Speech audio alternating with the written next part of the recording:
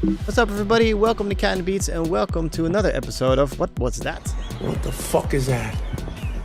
What the fuck is that? A fucking cat? Alright, so these episodes are all based on my Instagram account, and what I do is when I see something interesting that I'm doing when I'm mixing and mastering, I film it, and then in 14 seconds you'll be able to see a odd little mixing tip and trick. This time we're going to talk about a throw. And a throw, what that in general means is that you have a auxiliary fader, and you set up your auxiliary fader so that it shoots into a little box, like a reverb box or a Echo Boy box, and you shoot into it, and then there's lots of effects.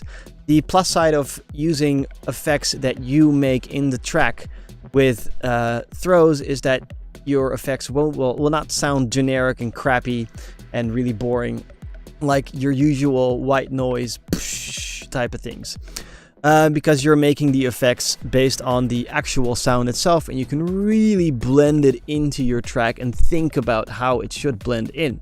Now, on that note, let's think about how it should blend in and what we're actually listening to.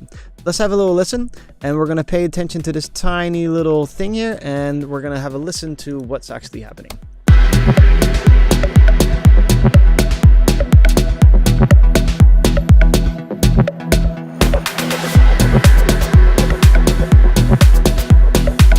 Not too much of a big deal, but you can probably already hear it. Let's just do that one more time and only do that with the bass group.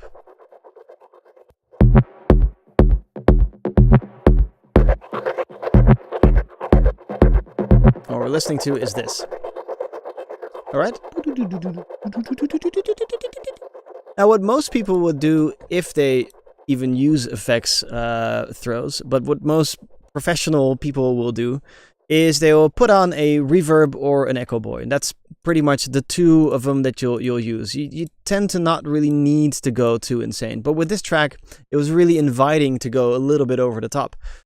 So normally, if you just have a reverb, this will happen. So let's just play that same track again.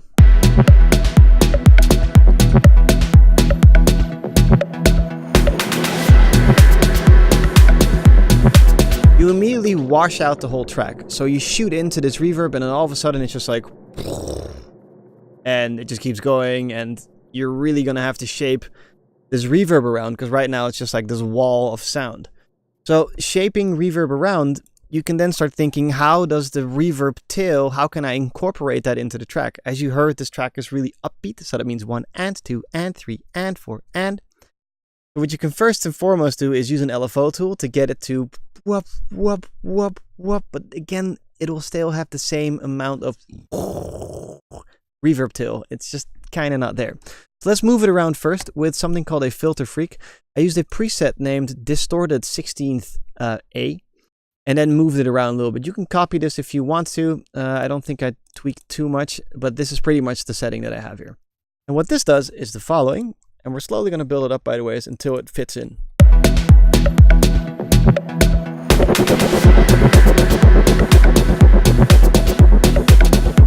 Still definitely not working, eh?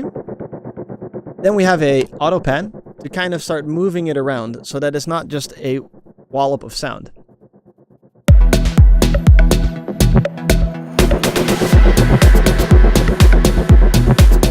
And what I'm trying to listen for is the kick drum and the snare still coming through? Is the doop doop doop doop? Is that thing still coming through?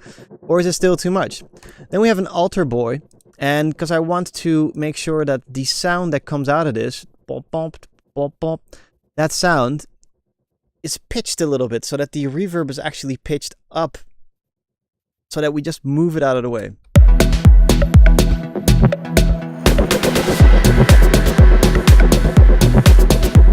Just a little bit of oddness there. Then instead of just using panning left and right, using a filter that moves around, using a little alter board that pitches us up, we can also do something called phase, which is basically we're moving it along a oh, here, let's listen.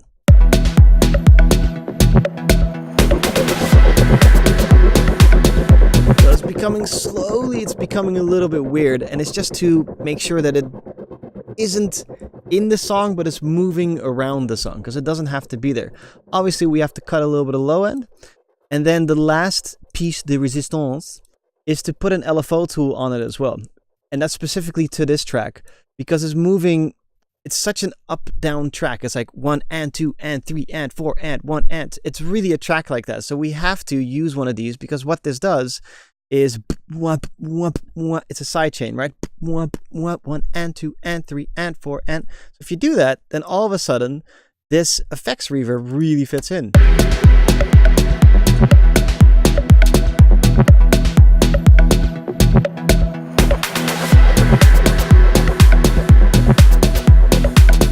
You can still hear everything else of the track. You're not distracted by the amount of reverb insanity that's going on, but it's still there. So this is like the power of a throw over using a normal effects reverb. So I highly suggest you get creative and you start thinking, you know, what do I want to throw into it, and what can fit in the track? What is really going on in my song? All right, so for this one, it was quite obvious. It's the bump, bump, bump. Another powerful part of having this is that because everything is constantly being, in this track anyway, being introduced every 2, 3, 4 bars, you can basically make a little throw every single time, and then the listener will have a Pavlov reaction to when this effects comes in. It slowly will blend in with the other elements in the track that are coming in.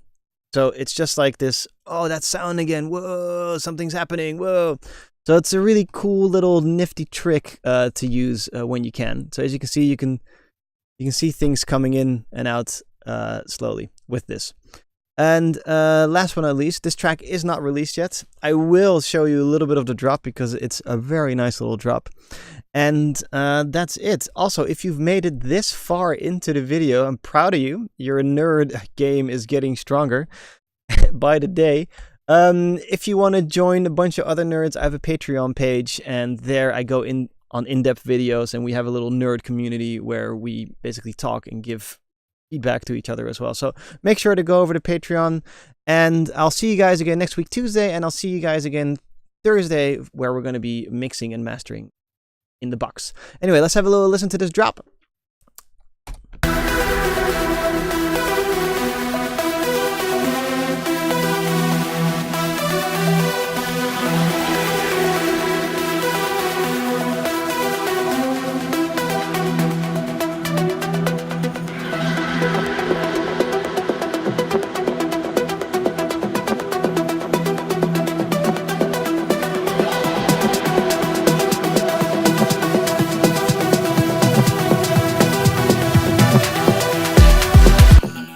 Ooh, almost like you hear the drop.